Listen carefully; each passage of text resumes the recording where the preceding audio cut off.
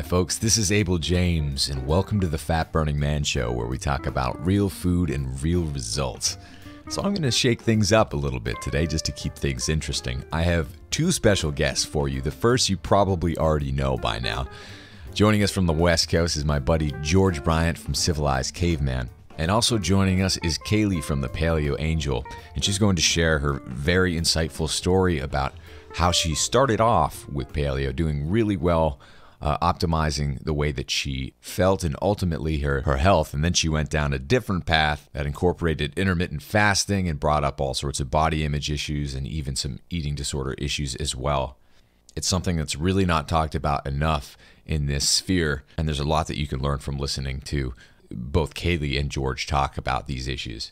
Now, before we get to the show, I wanted to let you know that you still have a little bit of time left to get $20 off the e-cookbook that George and I put together called Caveman Feast, and you can check that out at cavemanfeast.com. You guys who have already grabbed it, the feedback has been totally awesome, and we're so happy that it's helping you along and reaching your goals, not only in health, but also in kicking butt in the kitchen. And if there's anyone who knows how to do that, it's George, despite what I may say in the show coming up.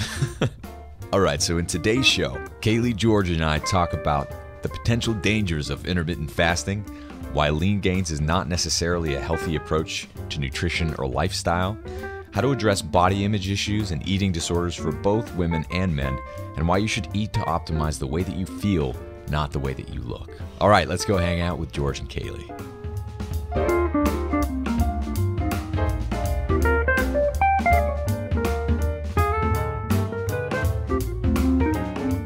All right, folks, today we're here with Kaleigh, author of the Paleo Angel blog, as well as our old friend George of Civilized Caveman. How are you guys doing tonight? Good, good. How are you? Ladies first, George. Well, just took her time. I was like, is George gonna go first? I'm great tonight. How are you? I'm doing awesome. Let me clear the air here. For everybody that doesn't know this, Kaleigh is from Boston, and so am I.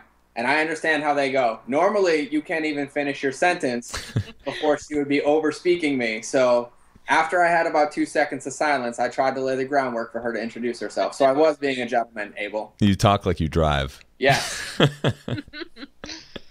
All right, cool. So, Kaleigh, everyone already knows George. It's old news at this point, but why don't we talk about your story? How did you get into all of this, and what does nutrition look like and your health over the course of your life so far? Sure. I mean, I'll start from square one. I in my post had briefly mentioned this as well. I really started gaining weight in my 20s, and like a lot of women in the world, I jumped on Weight Watchers, and when that stopped working or I wasn't really feeling great, I decided maybe I should add some activity into my life. And in the process of that, I met a CrossFit trainer who is actually my boyfriend now, and he introduced me to paleo. So I was pretty much at that point desperate to do whatever would, get me in best physical shape. So I started eating paleo, and when that happened, all these other great things happened, like my sleep patterns, my energy level, my skin. I felt great, and I was losing weight. So from there, I started my website purely just to, share recipes, share my story, and, let friends and family follow. Mm-hmm. But luckily, since I met you guys and just other people have kind of like grabbed on, I've got, a good following now, and I try to keep it going with my recipes, my stories, my experiments with my diet. So that's where I'm at. That's awesome. And you have some killer recipes on there, way better than George's. I don't think so. George has me beat.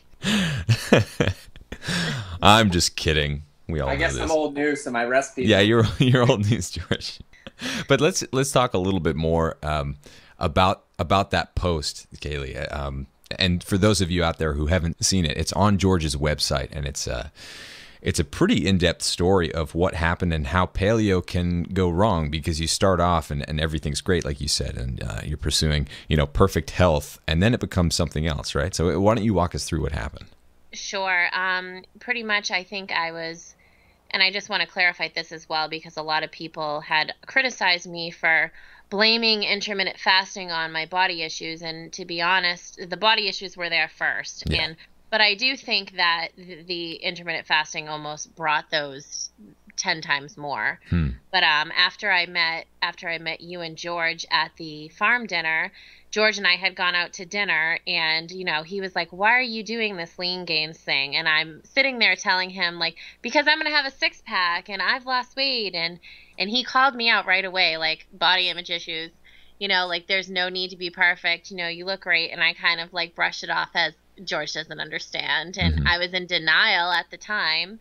And, so through my 10 weeks, and I want to clarify this as well, because a lot of people, another thing people had jumped on was the fact that I did touch base on how I had introduced some foods that were not paleo during the time.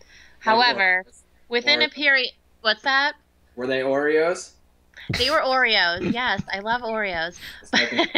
So I figured if they fit my macros, because I was so focused on, macronutrients, I could make the Oreos work. However, that was maybe week 3 out of 10 weeks, and I didn't feel right doing it. So it was maybe a week's worth of like playing with some foods that weren't, like, I wasn't pounding ice cream and Oreos every day down my throat for 10 weeks. So I want to clarify that as well. I had played with it a little bit for a week, and then I went back to, my paleo eating in this, intermittent fasting fashion, or what have you. So I would say, right away, the first thing that happened that was a negative for me was my sleep patterns were not what they were, meaning I could not get to sleep at all. I would toss and turn for hours in my bed, whereas, eating just a paleo diet and listening to my body, I'm in bed every night at like 9 o'clock at night, if I can even make it up that much, and I'm sleeping like a baby and up naturally, like even before my alarm goes off, which is just kind of for like my paranoia's sake. I probably don't even need it, and getting my 8 hours and, feeling great in the morning. So I totally lost that, and I was, had no energy. I was starving. When I did eat, like in the beginning, it was like a binge fast. I literally felt like I was binging because, the whole program in Lean Gains is to, you skip, you're not eating for 16 hours and you're eating in an 8-hour window, and you're cramming in, especially on a workout day, a buttload of calories in that 8 hours. So that being said, you sleep 8 hours, you eat 8 hours, you fast 16. So, trying to get that many calories in at once, and they had suggested that your after workout meal be like 80% of your daily calories. Yeah, which is a lot. Which is ridiculous. So I would have this massive meal, and the first couple of weeks I was just like, I don't even know how I can get this food down. And I was binging literally. So, well, after a couple of weeks, I got used to it, to the point where I would have these massive meals and I could still feel like I could still eat. Wow. And and as time went on, I'd say probably within like the 6th, 7th, 8th weeks, I was doing it, and on from there, there were days where I would continue to binge just because I could, and there was no point of I'm full for me at all. Really? Which was really weird. Yeah, my appetite. I had read, I had reread the article that Paleo for Women posted about intermittent fasting for women, and I had read that there was it could either make you have no appetite at all, or it could do the opposite, where you just can't stop. And there was no point of stopping for me, which was really weird, and to never feel satisfied when you're eating so much, it was not healthy. Yeah. And then I think probably for me, the worst thing that happened was acne, terrible acne. Still to this day, I'm struggling getting rid of it. And I know it's because I just screwed up my body doing this so much. And I'm thinking, it took me 10 weeks to screw myself up. It's probably going to take me 10 weeks to get back to normal. But no, I got just big cystic acne on my chin. Which is totally hormonal from what I've read. So I know this whole thing messed with my hormones. And on top of it, I was miserable.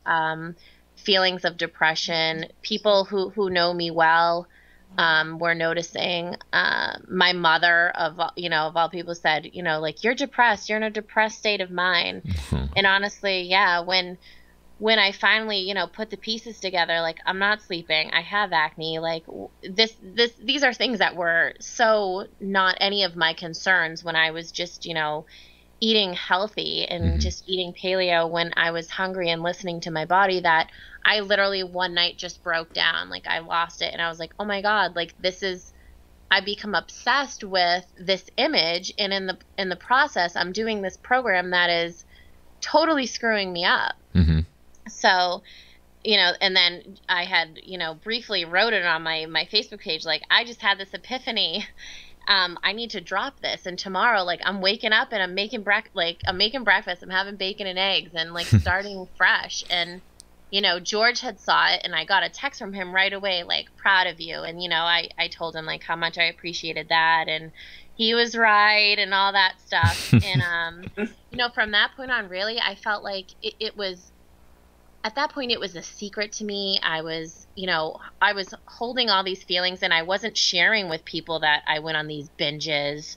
I wasn't sharing with people that I was living and breathing and whatever, the scale every day, many times a day, getting crazy about that. So I just decided, like, the next day, like, I had to tell some people who were close to me, because I almost wanted to be babysat. I almost wanted someone to check in on me every week and say, hey, like, how are you doing? And I was ashamed, but I was like, you know what, like, I'm going to do this. And so, like, you know, I always call, like, I came out to my mom and my best friend, and everyone was, like, really supportive. And my mom was like, I'll take your scale. She took my scale from me. And honestly, I haven't looked back. I thought, and even in that same day, I was still like, okay, I'm just going to drop this and go back to the way things were tomorrow. And even in my mind, though, at the time, I was still like, on a workout day, I'll eat this, this, and this. Right. And on a non-workout day, and then I was like, I can't do that. Like, I can't be still planning these meals and planning food in my head. Like, I just need to eat when I'm hungry and eat what I want and get back to my old life. Like, I wanted my life back. I felt like, you know, it had really escaped from me. It was a dark, scary thing for me. So I'm surprisingly doing a lot better, and it was a lot easier than I thought it was going to be. I mean, I think every day I heal a little more, but the first week even, I didn't really think about my scale. I didn't feel like I wanted to get on a scale. I was happy. I was really trying to, I think the first, you know, couple weeks, it's been about 4 going on 5 weeks now.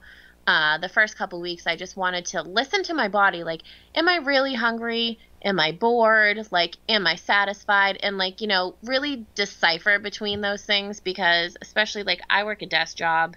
It's so easy to, you know, have time go by and you just kind of want to eat something because it's in your lunch bag. Been there. And not because necessarily I'm hungry or I need it or whatever. So I try to give into my cravings when I have legitimate cravings, and I try to, you know, give into my hunger when I have legitimate hunger. And I think, you know, I've done a really good job these days of really just learning what my body needs, what my body likes, how it responds to certain things, and, you know, feeding it for health and performance, because I do CrossFit, so rather than perfection. Yeah, and good for you. Go ahead, George. Kaleigh, when you say that you when you give into your cravings, you're talking about strictly paleo cravings, correct? Yes, absolutely. No more Oreos. No more Oreos. And I'll make it clear, I don't crave Oreos, so I haven't craved an Oreo. Okay. And just so everyone else is clear, I'm gonna backtrack about 8.5 minutes here, where Kaleigh started that wonderful introduction. When we were at dinner, I didn't flat out just say you have body image issues. I was quite comforting, and I was quite supportive, and I tried to lead her down a path to look at things a different way. So, Kaleigh, you can justify that one for me here. I didn't attack you at the dinner table. I'm like, you did not attack me. You did not attack me. You very honestly and kindly and gently told me that I had body image issues. But just a couple things that I did talk to her about at dinner that I think are important everyone hears. And you actually just mentioned them again, and I think they're important. You know, a few tips for people that may be going through this or that we run into all the time. I'm sure Abel runs into them with nutrition coaching and your friends and family and things like that. You know, that scale is like poison. honest to God. It's like the heaviest weight and the heaviest burden. It almost makes you feel like you're drowning, and I think everyone should get rid of it. And then also, what the happiest thing for me was when I read that you talked to your mother about it and you asked for help and support, and almost like the babysitting thing. I completely get that because it's accountability, and I think it's important that everyone knows that you should never be ashamed about these issues or anything that you're having. And I'm so proud of you for like saying that and bringing it up, because that's huge. You know, you have friends and family and everybody here that supports you, and everyone should know that they should always feel comfortable turning to someone when they have those issues. So kudos to you for that one. Yeah, I definitely echo that. And it takes a lot of courage to say, you know what, I can't handle having a scale right now. You know, so I think more people need to do that. You just there's something inherently embarrassing about saying that, you know, I'm having trouble handling this right now. I need some help, but it's the most important thing that you can do. Yes, yes. Now, Kaleigh, I know, you know, a lot of my readership is women, and I'm sure you have a lot of CrossFit women as well. Can you briefly touch on what happened with your training and in the gym when you were having all these issues with intermittent fasting, or just yours in particular? Sure. I mean, at the time I was only strength training, and I was going in there and doing it alone. I wasn't part of my class anymore.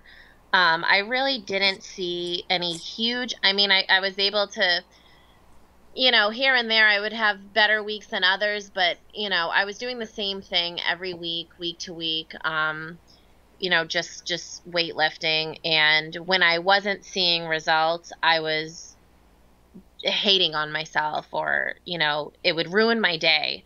I would walk out of the gym and cry. And I missed the atmosphere that, you know, CrossFit is so well known for, their community. And, you know, I didn't have people there cheering me on. I didn't have people there, you know, pushing me through. Like, I was alone. I was alone in this whole thing. And, you know, like I said, like, it was almost like things became my secret. Everything was this, you know, this secret world I was living in, because honestly, it wasn't healthy. And I was trying to convince myself that, you know, it was a good program, when for me, it wasn't. And, you know, I know there's a lot of women, you know, there's a certain Facebook page that women, it's a group women can join. And I was told by one of my followers, like, have you seen the women on there bashing your article? Like, they're so awful. And I didn't go and bother looking at it. I couldn't be bothered with something like that. But, you know, just to touch base on that too, and like the haters and stuff, you know, first of all, it was my story. It wasn't someone else's story. And I encourage people all the time to do trial and error. However, you know, if there are pre-existing body issues, and if someone told me I want to intermittent fast because it's going to make me thinner or anything like that, I would strongly, you know, suggest they not take that approach, because I think, you know, that sort of thing is dangerous. And a lot of these women on this site, you know, were women who were bragging about their binges, or bragging about their, you know, posting pictures of their stomachs all full, you know, from their food baby, from their post-workout meal. And then, you know, they'd show their after picture of their six-pack from when it went down. Like, these are women that were bragging about things like that. You know, I just don't think that's healthy. And the more I think about it, like, the more I think the women who are criticizing me are the women with the same problems and need to wake up. And, you know, they're probably not living happy, healthy lives themselves. Yeah. Well, when you started with this, and this probably made it even more difficult, you were actually seeing results on the scale, right? Didn't you lose something like 7 pounds at the beginning? I did. Pretty quickly, I dropped a good amount of weight. I think in the first week, I dropped about 5.2 pounds or something like that, some figure like that. Mm-hmm. And, you know, then I dropped a couple more pounds after that. And, you know, someone came up to me and actually said to me, like, you look like you've lost like 6 pounds. And it was 7, but I thought, yeah, because I have. And, you know, it encouraged me. Yeah. Like, look, someone's noticing I'm thinner. And, you know, at the time that was a great compliment to me. And, you know, I really didn't have that much weight to lose. Mm-hmm. I could do or not do with that 6 pounds, but, you know, I was seeing results as far as weight loss goes. Right. And then everything just kind of fell apart. Right. Everything fell apart, and it became very obvious to me that 6 pounds I'd take the 6 pounds back to have my clear skin back, my good mood back, my sleep back, my wellness back in general. So your sanity. Exactly, my sanity. That's exactly it. Yeah, so it's like, at what price? I would agree with that. That sanity was in question when we were out to dinner. That was No, George. We had like a 4-hour dinner conversation here. It was pretty intense. So, Kaleigh, quick question. So before, when you were doing intermittent fasting, you know, it was a 16-hour fast window and then 8 sleep and 8 food, right? Correct. So what are you doing now? Like, I know everyone loves bacon and we're all proud of that, and I was so happy you put that in the post. You share with everybody. So what do you do now? Like, what's a typical day of Kaleigh's eating and training look like? Sure. I would say a typical day for me, I wake up, I always have a couple pieces of bacon. I love my bacon in the morning, and I either have, some eggs, or I typically do like an omelet stuffed with veggies. This morning I did an omelet with mushrooms and onions and spinach. And if I'm hungry after that, which typically I'm not hungry between breakfast and lunch, if I am, maybe I'll snack on like a handful of almonds, something small. Lunch for me is always whatever dinner was the night before, so that can range from steak and veggies, or spaghetti squash and meat sauce, some sort of roast I made. Like, I made a big thing of beef stew this week, so I've had a lot of beef stew for lunch, and I always try to have a home cooked dinner as well.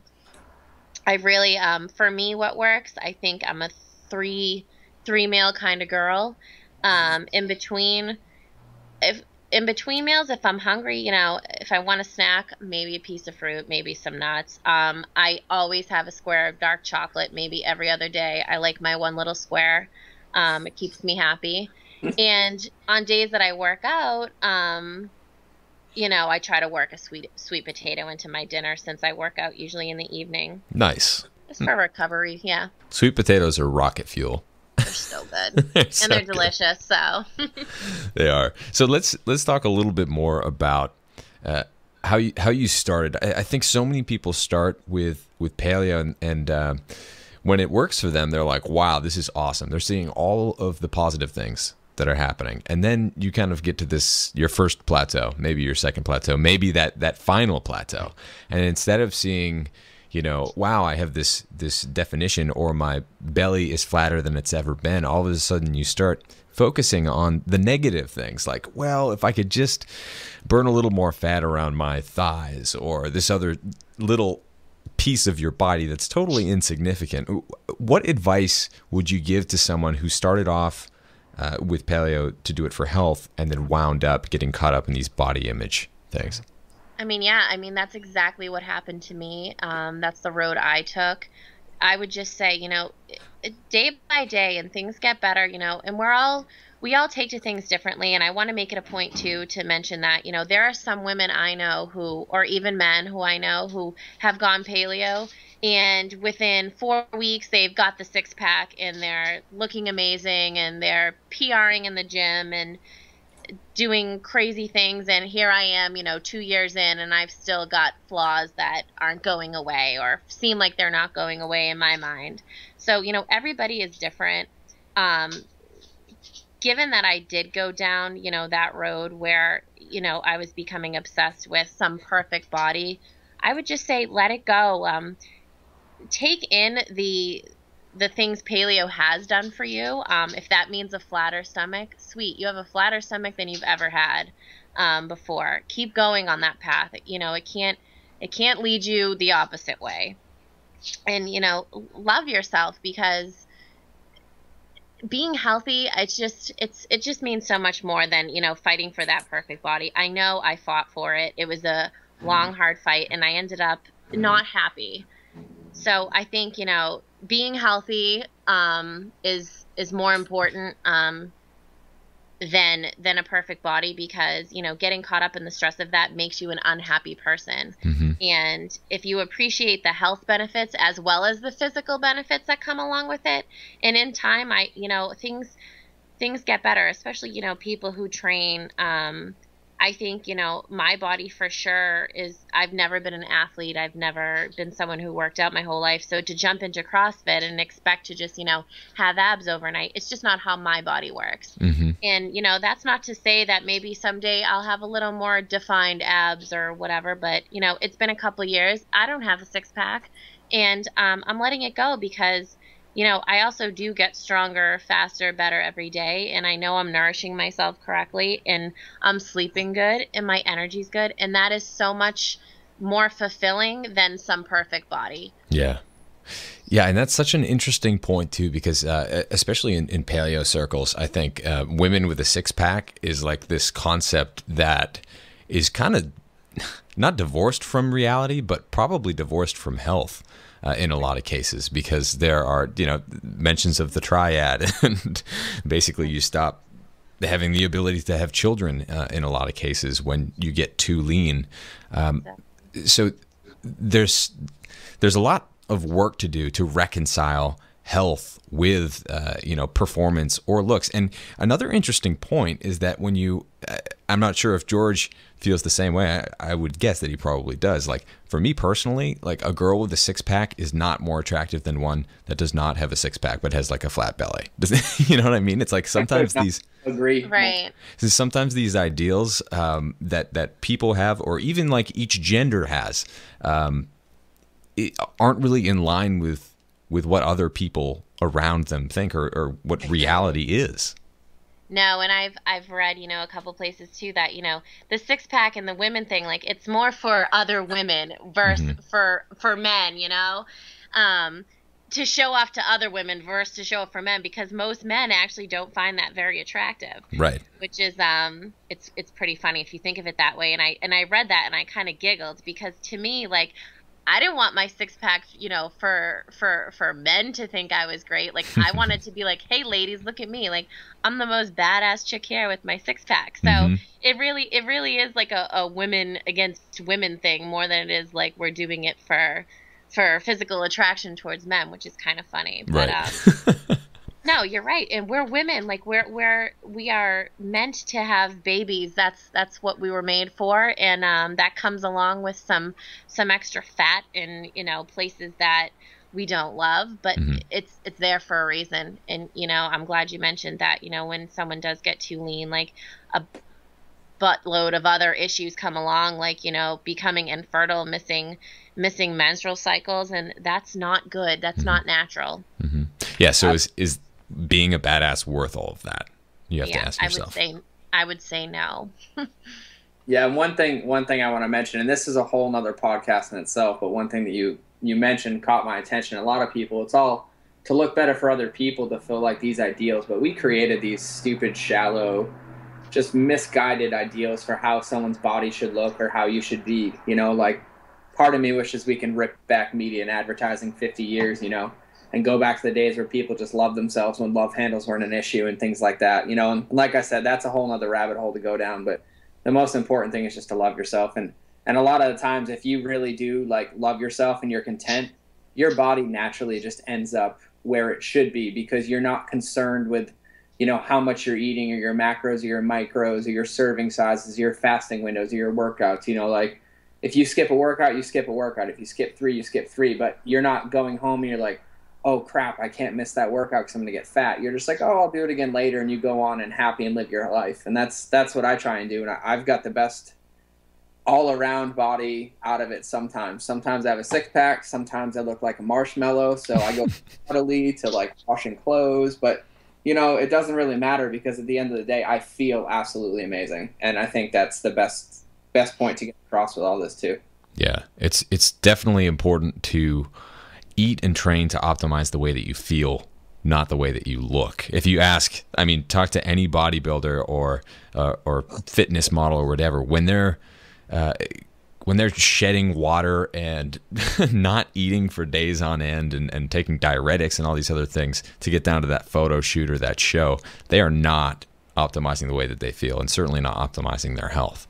No. And we're speaking about optimizing health. I just happen to be looking at Kaleigh's website right now, and those paleo pumpkin donuts with coconut crystal glaze, do not look like they would optimize my health, but they do look like I want to eat the entire batch. They're amazing. They're a big hit. That's just the fat kid me coming out. Are they like cake-like, or are they like what? If you had to describe a Dunkin' donut, they're donut-like. I don't know. They're but so you're good. To me, it tastes like a donut. You're a Bostonian, and Abel knows about Dunkin' Donuts. So if you had to pick a donut on a Dunkin' Donut shelf, like which one would you closely relate this to, like texture-wise? Texture-wise? Like we have cake donuts, we have like glazed donuts, then we have it wouldn't be like a glazed donut. It would be more like the consistency of a plain donut, but obviously it tastes amazing because it's pumpkin. But it's more dense, I would say, than flaky, like maybe a glazed donut. Like dip in coconut milk dense? Yeah, it's good. Abel, I'm conspiring over here. Or almond milk. That sounds amazing. Oh, we can get back on subject now. I apologize. I was just drooling on my keyboard. Well, George, let's talk a little bit about your experience. I know I joke about everyone knowing you, but I'm sure that some people don't, or maybe they don't know your story. But I mean, you've gained and lost 100 pounds almost, and yes. I'm sure you've had your issues with body image over the years. So why don't you just talk a little bit about your perspective? Wow. Well, I've never talked about my body image anywhere publicly before. A few people know. I think I might have told you at dinner, Kaleigh. But like having the issues I had, like I grew up, and sorry for you people listening that have heard this before and don't like me bumping my gums. Too bad. But I grew up, not in a very supportive household and in a community either. Like there was 3 years of my schooling, I was the only white kid in my class. I got picked on and bullied. We always moved, and I was like fat, short, overweight. So like I didn't have much self-confidence. So, they stemmed relatively young. And then once I decided to join the Marine Corps, like it gave me something to strive for. So I had to lose like 60 pounds to join. So I think when I left for boot camp, I weighed like 161 at 17 years old. And then when I came out of boot camp, I weighed like 149, which I looked like Skeletor. And then, like I was fast, I could run, and, that was just from the Marine Corps kicking my butt for 3 months. And then I went on my first deployment, and that's when my little man syndrome kicked in. I had like all these self-image issues that no matter what I did, like I had to get bigger and stronger and look better than everybody because I was just suppressing the fact that I didn't really love myself. So I literally worked for close to 18 months to pack on right around like 70 to 80 pounds of muscle. And on a 5'7", 5'8" body, I got up to like 230 pounds of just absolute mass. And that's crazy. That stuck around for a while, but on the other side of it, it also just completely deteriorated away at my body. If anyone's listening and you want to do some disgusting Google research, you can look for compartment syndrome. But I had exercise-induced compartment syndrome because my frame could not support all the weight that I was carrying around. So in short, I had an excess pressure buildup in my shins, and simultaneously both my calves exploded and my skin ripped open when I was on deployment. So long story short, I spent like 12 months in a wheelchair, 12 months of physical therapy, and I packed on, that 230 pounds of solid muscle. Made me look like the Michelin Man after about 3 to 4 months of being on, PCA pumps of every pain med directly into my body and eating hospital food. So I got up to about 257, and I was rolling around in a wheelchair. So that was probably when I was at my low, between the wheelchair, the surgeries, the not being able to walk, and then all the pain pills that I had to like eat like candy just to be able to survive, like to make it through a day without the pain. So that was my lowest point. I spent a lot of days just kind of like reflecting, and there were certain points that I would like eat food, then I would skip meals for like 2 days trying to lose weight. Like I would look at myself and it would make me sick, and I can't believe that I let myself get there. And a lot of it was out of my control with the surgeries and whatnot, but my stupid drive and insecurities is what caused me to have it in the first place. So I spent a good 4 or 5 years just being upset with myself and being angry at myself for causing that and never really loving myself. And then, it was on another deployment where it clicked one day, and I completely, changed the way that I viewed things and I decided to make a change for the better. And, that was probably the best thing I did. So I got back down to like 175, 180, doing triathlon, some carb cycling. And then, like I lost my father, which was a pretty eye-opening experience to me, and seeing the way that the food that he ate and everything completely deteriorated his disease, which was metastatic brain and lung cancer.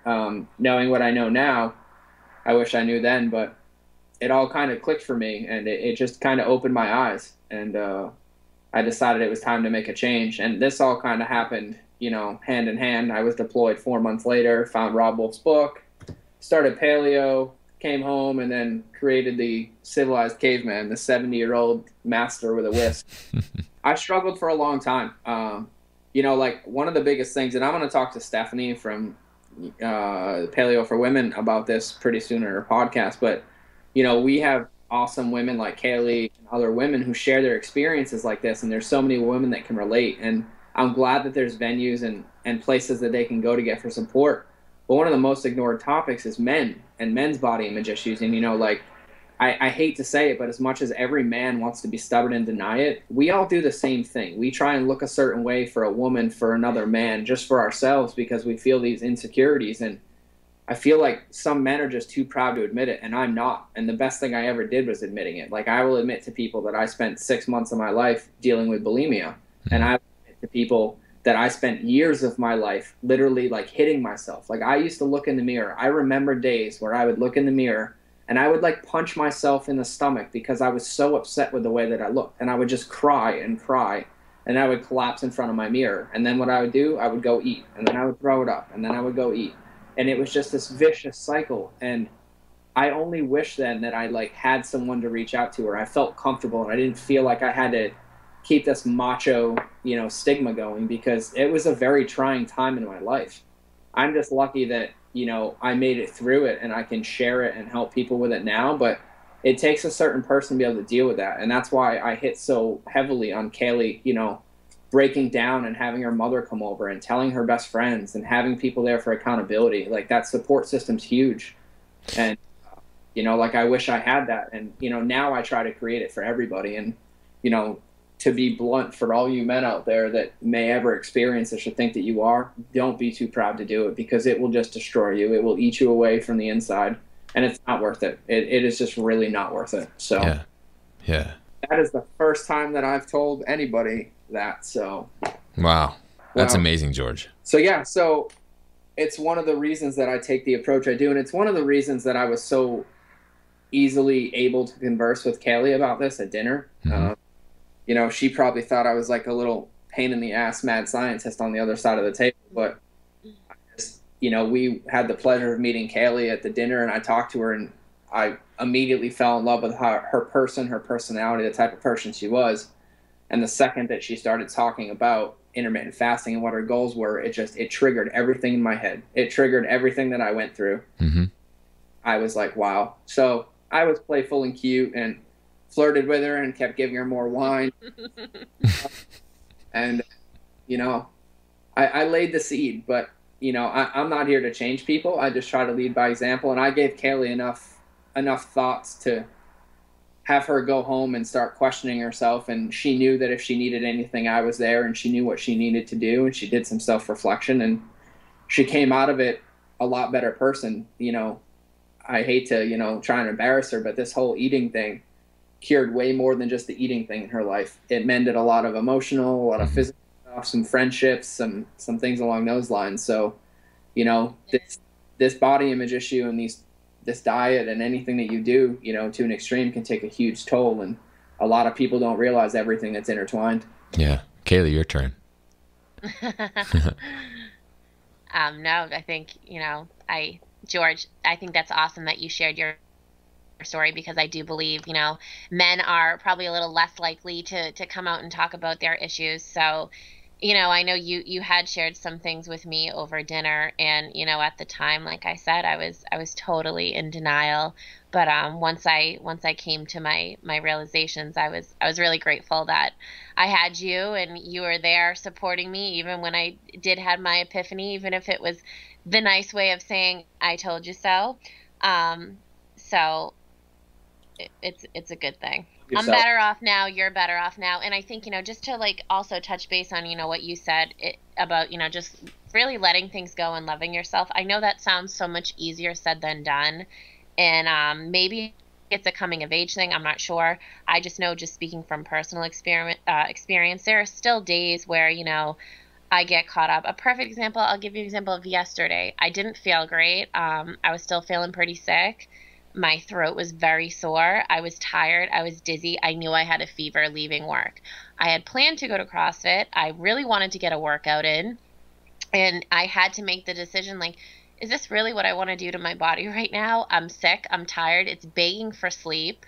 It's begging for rest. I have no energy.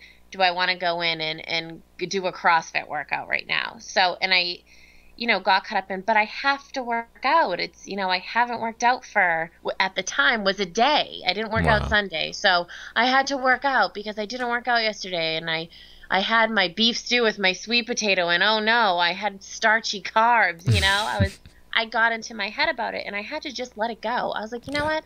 I can't go. I'm sick, and my body wants me to go to sleep. And I went home, and I went to bed immediately, and I didn't have second thoughts about it. I didn't wake up and feel guilty or feel fat or feel like, some workout was what was going to make or break me, being healthy or being thin or whatever it may be that was, eating me away in the process of me making this decision. Mm-hmm.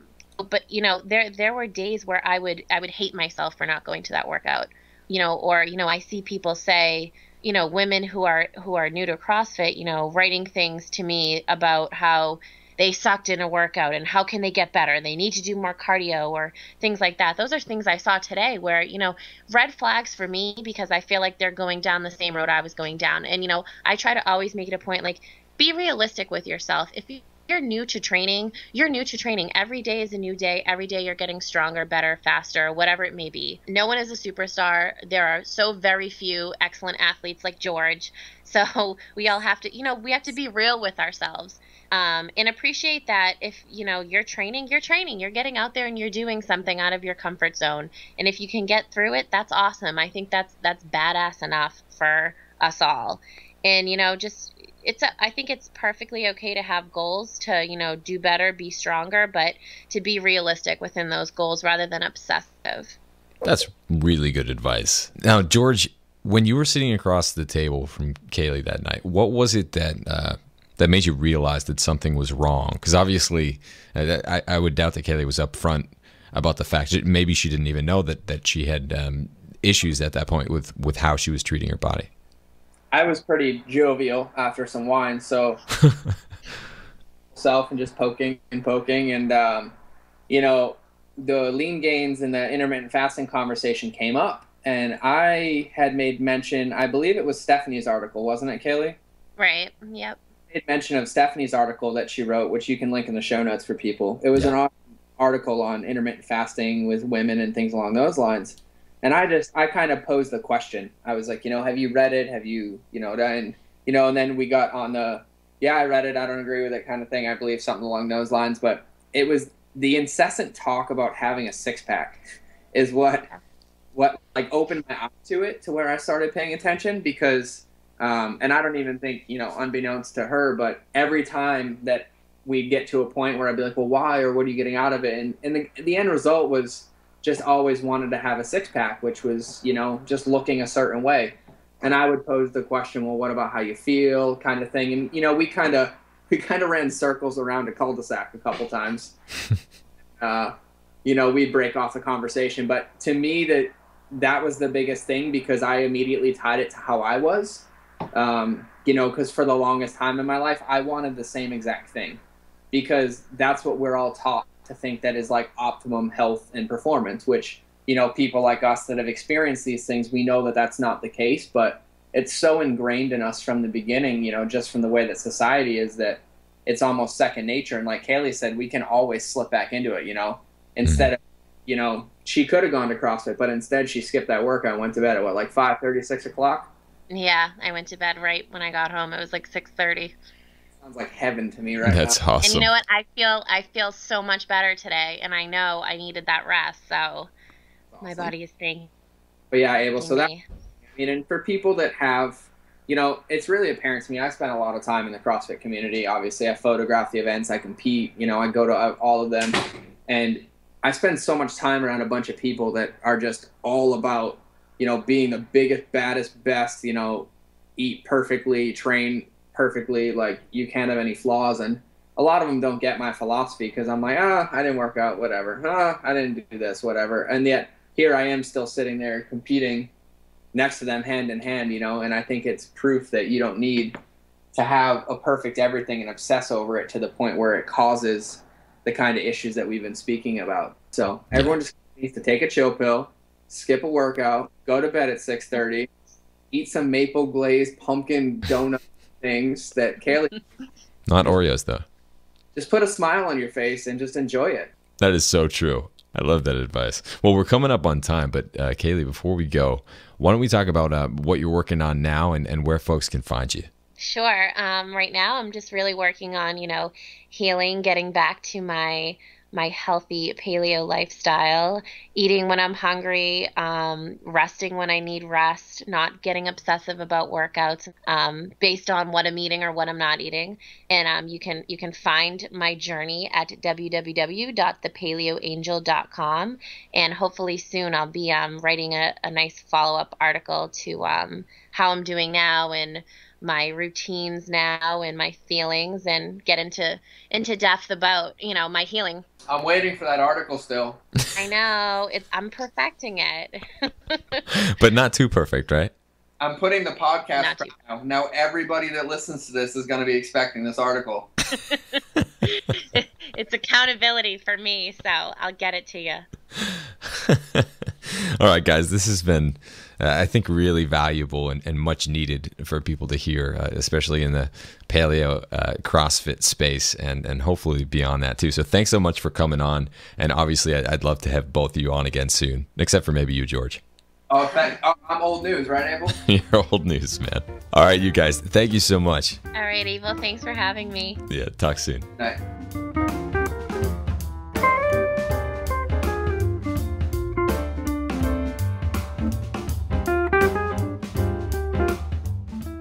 If you'd like to hear more from Kaleigh, you can head on over to her blog at thepaleoangel.com and check out some of her killer recipes.